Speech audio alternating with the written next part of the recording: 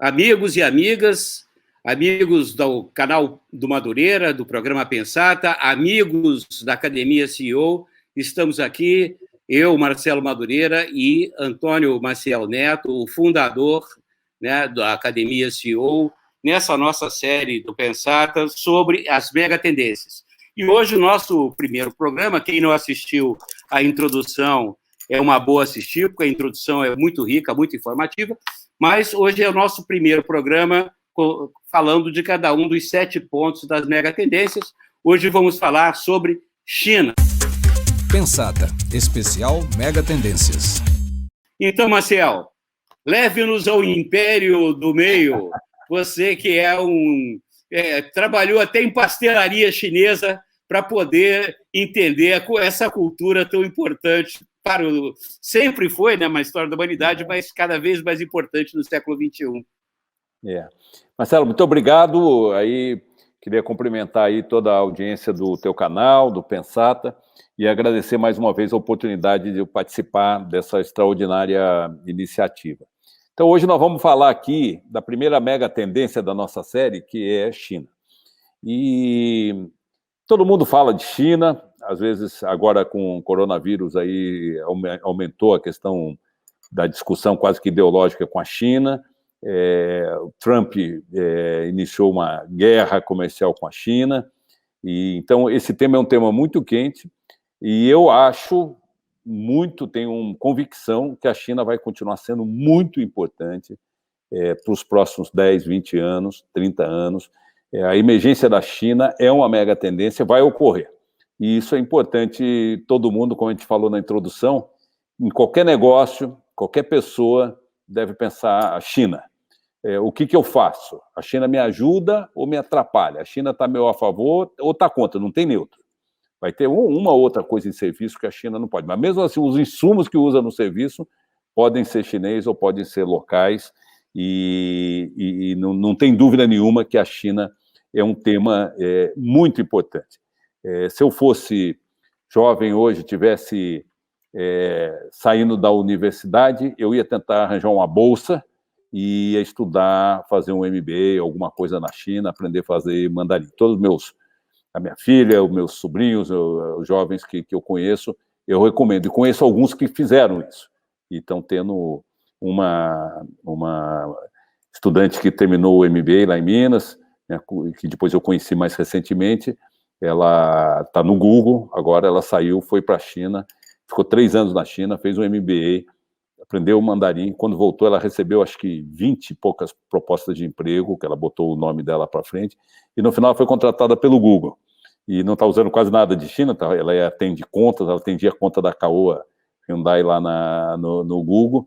E eu perguntei para o Fábio, nosso amigo de UFRJ, o Fábio Coelho, o que era assim, a contratação dela. Ele falou, não, a gente quer gente desse tipo, pessoa que, filhinha de papai e tal, que sai de casa, vai para a China, fica 3 anos lá, aprende mandarim, conhece a cultura e tal, esse tipo de gente que ela quer aprender, quer fazer. Então ela aqui rapidamente já aprendeu, está trabalhando, tal, o que ela fez. O importante é o que ela vai aprender para frente.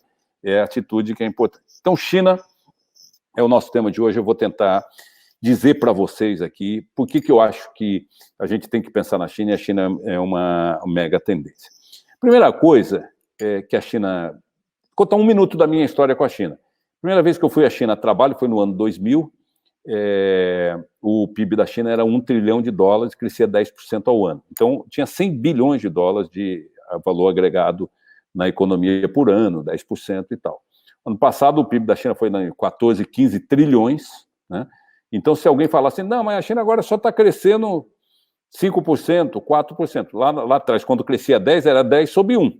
Se for 10 sobre 14, é 1,4, né? E tal. Então, 1,4, 14 vezes. Quer dizer, então, para a China, se a China crescer 2%, 1,5%, tal, é a mesma agregação de valor na economia que tinha lá atrás, quando crescia 10%, pelo tamanho da economia. É um crescimento quase que exponencial, então. É exponencial, é uma curva monumental, baseada em vários fundamentos, né, que a gente vai falar hoje. Mas o que é a China? A gente pode 1 hora, né, Marcelo, discutir, quem leu o Kissinger, quem leu o Deng Xiaoping e tal, vai entender aonde que ela chegou. Eu estou partindo do que a China é daqui para frente, porque nós estamos falando de mega tendência. Um pouquinho de história é importante para entender como é que eles chegaram aqui. Mas vamos falar no primeiro, na introdução, a gente recomendou, o Maciel, a leitura do livro do A China de Deng Xiaoping. Ele é um livro de 2007. Deixa eu achar aqui. As pessoas podem encontrar lá na introdução, e eu tinha sugerido On China, né, sobre a China, do Henry Kissinger. Mas, enfim, para as pessoas se prepararem e tal. Mas, vamos lá, vamos a partir daí, né, as pessoas, vale a pena ler esses dois livros, mas vamos continuar aqui com o Maciel, né, falando qual foi o impacto, né, quer dizer, você está falando já números importantíssimos do crescimento da China que você conheceu no ano 2000, né, e o crescimento que ela ainda mantém na base de 5%, 4% ao ano, que, como você falou, né, número sobre número, dá quase uma curva exponencial. Então, estou falando, voltando aqui um pouquinho, Marcelo, na edição aí, é o seguinte, o livro do Deng Xiaoping chama-se A China de Deng Xiaoping, é do Mikhail Murthy, Nova Fronteira aqui no Brasil, e tem e-book também. Então, é interessante para ver daí para frente, mas eu fui na China no ano 2000, a trabalho a primeira vez, e a partir daí, eu tive, no meu período, meus 8 anos de Suzano, eu fui muitas vezes à China. Eu ia 3, 4 vezes por ano para a China e tive um interesse tremendo acadêmico até de entender aquilo e desenvolver a admiração que eu tenho hoje pelo que a China faz. Então, vamos lá. O que são os pontos importantes da China? Primeira coisa, tem que saber o seguinte, a China tem um programa de formação de pessoal que é um negócio completamente extraordinário. Eu acompanho isso desde o ano 2000, eu tenho 4 ou 5 indicadores da China que eu acompanho academicamente. A China tem hoje 700 mil estudantes no exterior. 700 mil estudantes no exterior. Quer dizer, é um negócio completamente extraordinário, e 700 mil estudantes no exterior, foi crescendo de 50, 100, 150 e tal, 700 mil. Na Inglaterra tem 100 mil estudantes chineses. Em Harvard, no MBA, 30% são chineses. Quer dizer, eles têm um programa monumental de formação de pessoal no exterior. Não tem pessoal, porque tem um contrato, não tem nada disso. É bom aluno, scholarship, tchau, volta, eles querem voltar porque sabem que tem empregos importantes lá e é uma coisa extraordinária. Na China tem 40 mil estudantes africanos, que eles dão bolsa de estudo. A única coisa que o sujeito precisa fazer é estudar e ter bom comportamento. Acabou. Não tem contrato, não tem nada. O que eles querem? Eles querem que esses 40 mil estudantes aprendam a língua e façam network. Vai ter amigos e tal. Lá no futuro, daqui 10 anos, um sujeito está lá na indústria de aço, o outro está em serviços, outro está tal. O africano voltou para a África. Com quem que ele vai trabalhar? Com quem são os amigos dele, com que banco que ele vai fazer, ele vai ter gente para trabalhar em conjunto e tal. Então, a China, só esses 2 números, que é importante a gente falar e qualificar, é um ponto importante. Eu vi lá na China, e fiz, inclusive, um convênio importante, lá eles têm as universidades que eles chamam assim, Key University for. Então, Key University for Steel, Key University for Biotech, Key University for Auto Industry, Key University for Paper and Pulp. Então, o que acontece? Eles pegaram as universidades todas monstruosas e pegaram uma das universidades e falaram, isso aqui vai ser uma das melhores escolas do mundo nesse assunto. Além disso, dos 700 mil estudantes no exterior, dos 40 mil estudantes africanos que estão lá, tem as Key Universities for. Eles pegaram aquelas mega universidades, umas 10 universidades, uma para biotecnologia, uma para aço, uma para automotivo, uma para pulp and paper, que é que eu fiz um convênio lá na época da Suzano. E eles pegaram e especializaram essas universidades para buscar o que tem de melhor no mundo. Sujeito que, contar só rapidinho para vocês da parte da celulose e papel lá. Eles procuraram o chinês mais importante da indústria no mundo, que estava lá na Universidade do Texas, 20 anos trabalhando lá. Em uma semana, eles contrataram o chinês para voltar para a China. Isso é o governo chinês. Em uma semana. Viram quanto que ele ganhava, pagaram o que ele ganhava lá, deram uma casa, um carro, etc. e tal. Em uma semana, eles resolveram e tal, e levaram e falaram: você é o chinês que mais entende de papel e celulose no mundo, era um professor da Universidade do Texas, e você vai montar aqui o Universo for Pulp and Paper lá na China. E acabou. Só um detalhe, né, Marcel, curioso, é que os chineses é que inventaram o papel, né? A fabricação do papel. E esse sujeito ele estudou na Suécia, e foi lá na Escandinávia, daí ele recebeu um convite da Universidade do Texas, ficou lá um monte de tempo, tem um programa de mestrado, doutorado, eu tive com ele várias vezes, que acabou fazendo até um convênio e tal. Então, eles estão buscando o que tem de melhor no mundo e tal, e essa é a mentalidade chinesa, o que tem de melhor no mundo. Não sei se vocês sabem que antes da Olimpíada da China, eles tentaram contratar o Bernardinho para ser o técnico da equipe chinesa na Olimpíada. O Bernardinho contou que eles pegaram um papel em branco e falou: escreve aí o que você quer ganhar e tal. Quer dizer, esses caras já foram campeões olímpicos, campeões mundiais, dizem que, muita gente diz que eles que inventaram o vôlei e tal, e não estão nem aí. Eles chegaram para o Bernardinho e falaram: você é o melhor técnico do mundo e nós queremos que você treine a equipe chinesa para a Olimpíada da China. 4 anos de contrato. E a meta, assim, ganha tanto, se der medalha de ouro, dobra. E acabou. Quer dizer, eles procuram o que tem. Você anda Eu passei nos últimos anos visitando muitas fábricas de automóvel, quando a gente acabou fazendo essa joint venture da Caoa com a Chery, né? Eu tive com várias outras empresas lá e tal.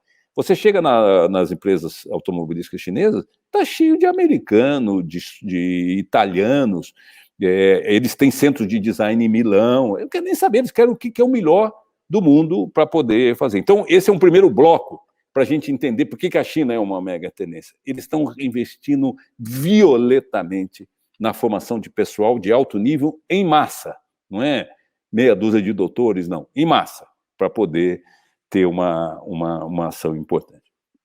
A outra questão importante que eles estão fazendo é a presença no mundo.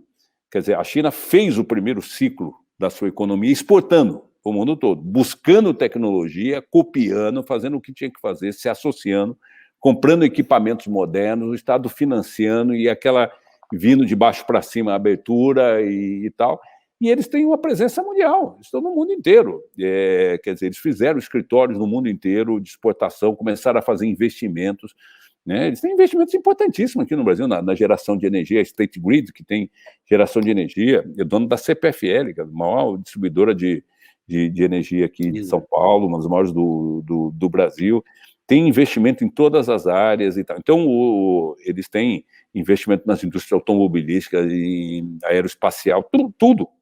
Compraram toda a parte de computadores da Lenovo, né, da notebooks da IBM e tal. Então, eles fizeram um ciclo e eles têm uma presença global hoje, né? E mesmo talvez isso é uma coisa importante para eles, de ter os estudantes. Eles estão investindo pesado na África, né, Marcel? Principalmente na área de mineração, né?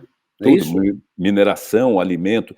Eu tive na África várias vezes, também na época da Secrisa, da Suzano, e todos os aeroportos que eu tive, uns 3 ou 4, são todos iguais, chineses, que é padronizado, eles financiam, constroem, entrega pronto e ainda dá o financiamento. Então, eles têm uma presença, depois nós vamos falar um pouco o que preocupa a China. Uma das coisas que preocupa a China é segurança alimentar. E eles têm, claro, que a África pode ser um grande celeiro de alimentos para eles no futuro, e por isso que eles têm um olhar muito forte para a África, mineração e alimentos, né? Então, essa presença global da China, quer dizer, uma presença no mundo inteiro, se integrando no mundo inteiro, através dos estudantes, e depois abrindo escritórios, e exportando, e não só exportando, investindo no país. Eles chegam, né? E a gente pode ficar bastante tempo conversando sobre isso. Isso é um outro aspecto muito interessante, forte, da gente entender o que a China é hoje. A outra coisa tremenda é o tamanho do mercado interno. À medida que eles foram crescendo, eles foram trazendo de uma forma controlada, ocupando as cidades. E o mercado interno é um negócio completamente espetacular. Vou dar um número para vocês. A produção máxima aqui no Brasil, assim, nós estamos há alguns anos produzindo, estamos voltando numa produção de 3 milhões de automóveis por ano, para o mercado interno e para a exportação. 3 milhões de automóveis. Para vocês terem uma ideia, a China hoje está produzindo 24, 25 milhões de automóveis por ano. A cada 2 anos, 1 ano e meio, ele cresce um Brasil na indústria.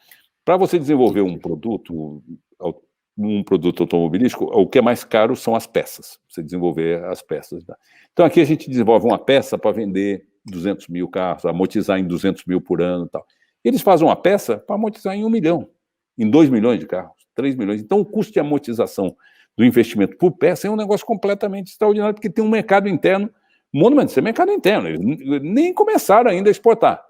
Tem uma outra tese aí que eu tenho trabalhado, que o próximo ciclo da indústria automobilística é chinês. Tivemos o ciclo americano, o ciclo japonês, o ciclo coreano, agora vai vir um ciclo chinês. Dentro de 5 anos, em qualquer lugar que a gente for, vão ter produtos chineses de alta qualidade. Só um detalhe sobre isso, eu fui fazer uma matéria no Uzbequistão e eu contratei um motorista que tinha uma van, e a van era extraordinariamente confortável, moderna, uma coisa espetacular. Eu perguntei para ele de onde é que era a fabricação. Ele falou, era chinesa. E o que os russos fazem, eles saem da Rússia e vão comprar lá na China, porque é muito mais barato e muito melhor. E era um conforto da van, Maciel, de primeira classe de avião, era uma coisa, e o acabamento. Porque antigamente o que vinha da China, era made in China, tinha uma coisa meio assim, tabajara, né? Era uma coisa meio feita das coisas. E o acabamento do carro era extraordinário, é impressionante. Só para corroborar aí o teu raciocínio. O próximo ciclo é chinês, eles têm você chega nas fábricas lá, você encontra, eu já mencionei isso, melhores designers italianos, gente de manufatura, tem brasileiro, lá cheio de brasileiros, de estamparia, de fabricação, tem americano, tem o que tem de melhor no mundo, eles contratam, levam para contratos de 2, 3 anos, o cara tem a passagem de ida e de volta. Então, eles estão investindo para ter, eles sabem que a indústria automobilística desenvolve muito, né? As peças tem 3, 4 mil peças em cada automóvel, se desenvolve muito a indústria, é uma coisa muito simbólica, né? Junto com o cinema, assim, uma das coisas mais fortes que tem. Então, esse negócio da escala que eles têm em tudo, eu citei o automobilístico, que é mais fácil de entender, mas tudo é assim, né? Quer dizer, a escala é monumental de tudo que você vai fazer, e esse McDonald's, Burger King, então, eles abrem Starbucks, é uma loja por semana, é um negócio completamente extraordinário. Então, essa escala, ela permite que você desenvolva produtos e faça depreciação muito forte, o que bota o custo lá embaixo, né? Então, essa escala, junto com o custo do capital, baixíssimo, porque ele não tem inflação, e tem o Estado que dá um backstop para os bancos, o custo de capital mais a escala faz com que o custo do chinês... não, o chinês é o trabalho. Não é. O custo do trabalho na China já é equivalente ao da Malásia, de Taiwan, tal. Subiu o custo, porque o pessoal está se qualificando, etc. Não é isso aí. A questão central, isso é lá embaixo, é custo de... primeiro, a escala do mercado. Segundo, é custo de capital. Terceiro, é um sistema tributário super simples, hiper simples, que faz uma diferença tremenda. Eu tenho várias histórias para contar de quando eu discutia o sistema tributário com os CEOs lá dos nossos clientes da Suzano, o cara não entendia a minha pergunta. Eu falei, quantas pessoas você tem trabalhando na área tributária? O cara, não, eu pago imposto. Eu falei, não, mas quero saber se tem quanta gente. Eu não sabia, tinha 4 pessoas, 5 pessoas. O equivalente aqui precisaria de 200, 150 no tamanho da empresa, né? Então, essa questão da escala do mercado interno é um ponto que eu gostaria de ressaltar. Tem um outro ponto muito importante, que é a disposição para o trabalho, Marcelo. Os chineses trabalham muito, eles são incansáveis, eles são dedicadíssimos, os que já ganharam dinheiro, eles querem ganhar mais dinheiro. A cabeça deles é escala, né? É ter uma escala grande, fazer coisas interessantes, importantes e tal. Eles trabalham de noite, fuso horário, dormem na fábrica. O cara já é rico, já tem tal, mas eles querem ganhar dinheiro e tal. Faz agora uns 3, 4 anos que eu... 3 não, 2, 3 anos que eu não... 4 anos que eu não vou à China. Mas até as minhas últimas interações fortes lá, eu não via nada de interesse, pelo menos nos executivos e tal, falar de questão de força militar. Os caras querem ganhar dinheiro, querem expandir e ter gente trabalhando e expandir no mundo. Então, essa disposição monumental para o trabalho, na minha opinião, também faz uma diferença tremenda. Dito isso, quer dizer, você juntando formação de capital, escala, custo de formação de pessoal, custo de capital baixo, sistema tributário baixo, uma estratégia de longo prazo, né? E essa disposição para o trabalho, presença global, tudo isso junta. A hora que você põe isso tudo junto, é um negócio que é uma emergência que, para segurar isso, é muito difícil. Vamos falar dos problemas, então, um pouquinho, tudo bem? Vamos falar dos problemas. Vamos falar dos problemas um pouco. Só que está aqui no fundo, cara, está bate-panela aqui que o Bolsonaro começou a falar, é aqui na minha vizinhança. Eu estou mutado aqui. Você pode falar aqui, eu vou mutar aqui, mas qualquer coisa eu desmuto aqui e falo. Tá, valeu. Pode ir. Então, deixa eu falar um pouco dos problemas, tá certo? Dos problemas. O que a China... Quais são os grandes desafios da China, assim, estratégicos, né? O primeiro é alimento, é segurança alimentar. Eles não têm comida para todo mundo. Não tem jeito. Não tem terra de qualidade e não tem jeito. Eles não têm comida. Então, eles têm uma verdadeira loucura com essa questão de segurança alimentar. Segunda coisa é a água. Eles têm um mega problema de água. Então, já tem obras lá de 5.000 quilômetros, aquedutos de 5.000 quilômetros, para trazer água. Lógico que as novas tecnologias vão caminhar para dessalinização, com custo mais baixo de dessalinização, daí pelo menos na costa eles vão resolver, eles têm tudo projeto para 20 anos, 10 anos, 15 anos e tal, mas a água é um outro mega problema que eles têm. Então eles têm questão de segurança alimentar, tem um problema de água, tá certo?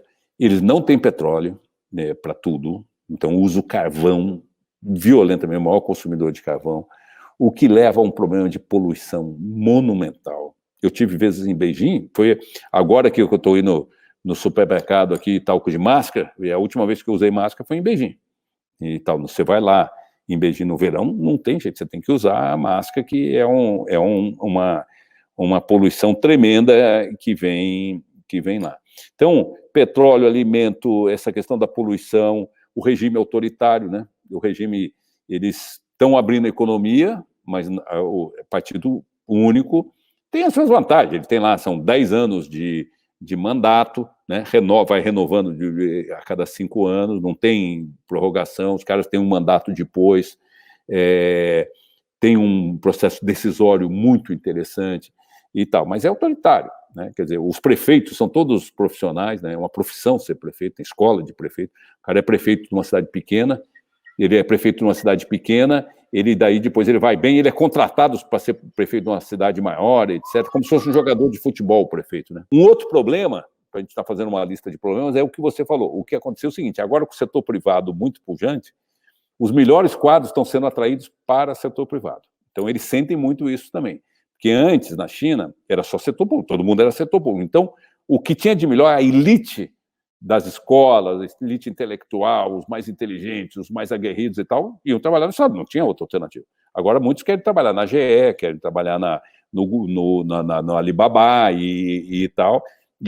Tem muita gente ainda que trabalha, mas agora já existe uma competição. É uma coisa que eles estão no plano deles, como é que eles vão continuar atraindo gente para trabalhar no setor público com tantas oportunidades no setor privado.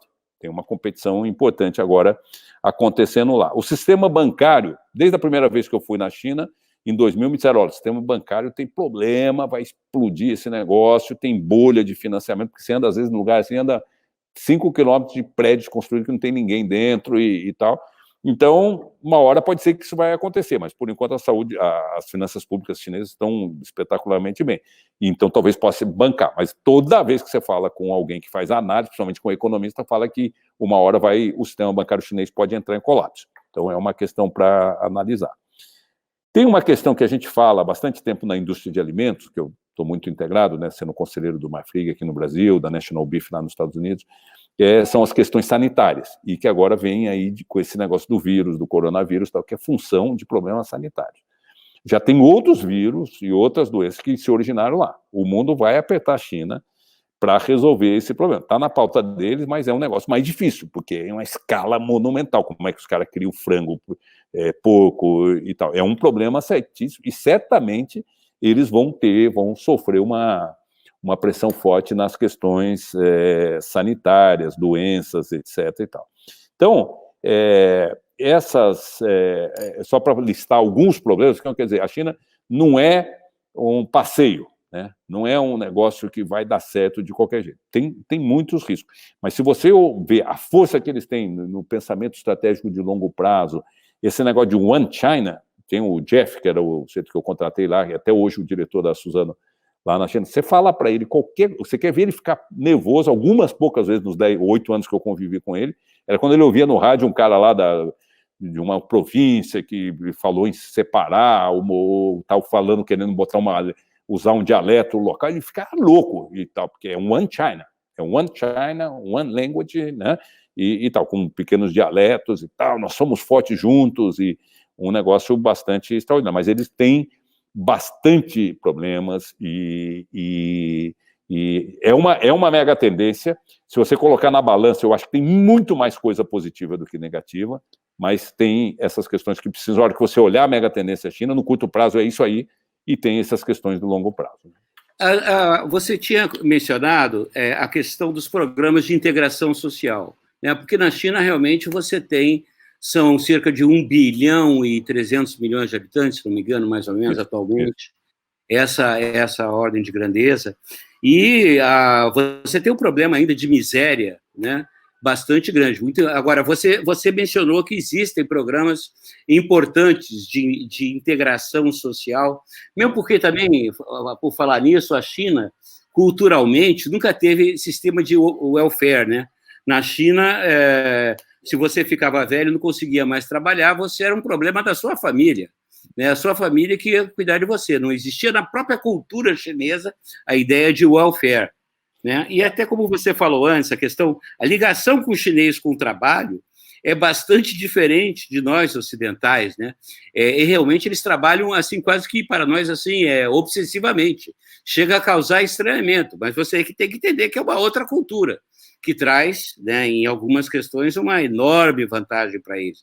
Mas como é que você, lá na tua experiência com o chinês, você vê essa questão de integração social, um aumento da classe média, assim, uma diminuição da miséria estrutural da China? Isso que eles querem fazer, né? Eles estão fazendo, estão controlando a imigração para o centro. A pobreza está no interior, que eu visitei muito, porque o que acontecia, as fábricas de papel que eu visitava, eram tudo fora. Toda vez que eu ia na China, eu ficava 8, 10 dias lá, eu rodava 3.000 quilômetros de carro, porque para ir visitar, então eu via muita coisa, porque era no interior, não ficava em Xangai. Os caras dos bancos aí, que tem experiência, vai lá, fica lá em Xangai, porque você está em Xangai, é a mesma coisa que você está em Paris, ou em Nova York, e tal, no centro ali de Xangai, nos pontos mais importantes, né? Tem um americano, meu amigo, ele me falou que mais uns 5, 10 anos, a nova Madonna vai querer morar em Xangai, não vai morar em Nova York.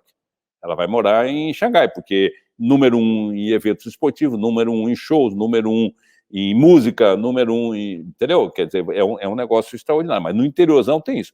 Você tocou num ponto, Marcelo, eu queria comentar rapidamente dentro da mega tendência China, que é a questão da previdência e da saúde pública. A China não tem programas está começando, quando eu falo de integração social, eles estão começando a trabalhar um pouco com tipo plano de saúde, tipo um Obamacare, assim, e o problema da previdência. Por isso que o chinês trabalha muito e poupa. Porque ele sabe que se ele ficar doente, ele está ferrado. Ele tem que ter dinheiro para comprar remédio. E na aposentadoria, ele tem que sobreviver. Então, essa ideia da poupança, que é a base para o investimento, né? E eles têm essa questão gradativamente para melhorar um pouco a qualidade de vida, eles estão fazendo e crescendo um pouco. Mas hoje, comparado com o Brasil, com a Argentina e tal, eles têm pouquíssima previdência e pouquíssimos planos de saúde, mesmo saúde pública. Então o cara tem que poupar, e por isso que eles trabalham muito, e eles têm essa coisa da cultura, que precisa trabalhar, só o trabalho constrói e tal, mas não é só isso. Ele trabalha porque ele sabe que se ele ficar doente, ele vai precisar de ter esse apoio. Queria dar uma palavrinha aqui, mais já indo para o final, sobre esse negócio da guerra comercial dos Estados Unidos com a China, que é uma questão assim, mas, onde que vai acabar esse negócio? Existe uma simbiose. O Trump, ele me surpreende muito, o presidente Trump, porque ele está peitando um negócio que é perigosíssimo, entendeu? Perigosíssimo, porque o que tem é o seguinte, 30% dos títulos, os treasuries que os Estados Unidos emite para financiar todos esses gastos, esse mega déficit americano que só aumenta Há 30 anos eu só aumenta, e agora vai aumentar violentamente e continua. Você olha o balanço, se fosse uma empresa, você olhava um balanço dos Estados Unidos, você, puta, não tem... É um horror. Mas continua, porque nunca falhou, e barará, e tal. Uma hora essa conta vai chegar. Então, eles emitem treasuries, pagam 1,5%, 2%, 1,5% num título de 10 anos e vende tudo. O chinês compra 20%, 30%. O chinês tem trilhões de títulos americanos. O dia que o chinês chegar para o Trump e falar, olha, a gente já tem muito título, tá? A gente não vai participar da próxima rodada que vocês emitirem. Rapaz, isso vai ser quase um coronavírus na economia mundial. A China já é a maior credora dos Estados Unidos, longe. Se você colocar a China junto com o Japão, está quase 40%. Então, e o que acontece é o seguinte, os Estados Unidos continuam emitindo, e o chinês fica comprando. Porque ele fica comprando, porque ele quer que o cliente dele esteja vivo. E ele tem um negócio que vale dinheiro. Se ele quiser vender para o suíço, para o dinamarquês, então todo mundo compra, tem liquidez. Então ele compra os títulos americanos. Então aquilo ali é uma simbiose. E eu também, peito. Porque eu sempre falo, um dia que o Xi Jinping chega lá e fala, olha, não precisa nem brigar, nada, porque eles não brigam assim, frontalmente. Ele vai falar, olha, a gente já está com muito título, entendeu? A gente vai dar uma paradinha agora, esses próximos 3 meses a gente não vai comprar, tem aí o coronavírus e tal. Rapaz, o custo vai para 10%, vai para quebra os Estados Unidos, entendeu? Então, existe um interesse e tal. O que vai acontecer depois do coronavírus, da guerra e tal? Não vai ser, a China vai ter que olhar mais para o mercado interno, eles já estão fazendo isso, não ficar vivendo só de exportação, né? E os Estados Unidos vão provavelmente localizar, o Brasil também vai fazer mais remédio aqui do que ficar importando todos os insumos da China ou da Índia. Quer dizer, vai ter uma nova reorganização, mas a China vai continuar sendo um player importante. Ok, Maciel, acho que a gente poderia ficar aqui dias e dias conversando sobre a China, de repente a gente faz, quem sabe, mais uma outra rodada mais para frente. As pessoas que tiverem questões, dúvidas, podem mandar aqui para o Pensata, né, para o meu canal, eu repasso lá para o Maciel, podem mandar talvez também lá para a Academia CEO, dúvidas, questionamentos, sugestões, e nós partiremos para o nosso segunda rodada de conversas. Dessa vez será sobre gestão, né, Maciel? Pode ser sobre gestão. Sobre gestão. Vamos falar sobre gestão na segunda rodada. Você que sabe, a gente pode combinar e a gente grava depois uma chamada dizendo qual é o segundo capítulo. Sem problema, beleza. Não. Beleza. Mas este foi Antônio Maciel Neto, aqui no Pensata, falando sobre a China. Ele recomendou fortemente aqui o livro do Martin Murty, que é A China de Deng Xiaoping. Já vimos aqui que já existe edição brasileira da Nova Fronteira. E eu recomendei também o Sobre a China, do Henry Kissinger, que infelizmente está fora do catálogo, você tem que conseguir na estante virtual. Esses são os livros que a gente recomenda aí para vocês botarem o pezinho na China, mesmo que virtualmente. Muito obrigado, Maciel, e até o próximo programa.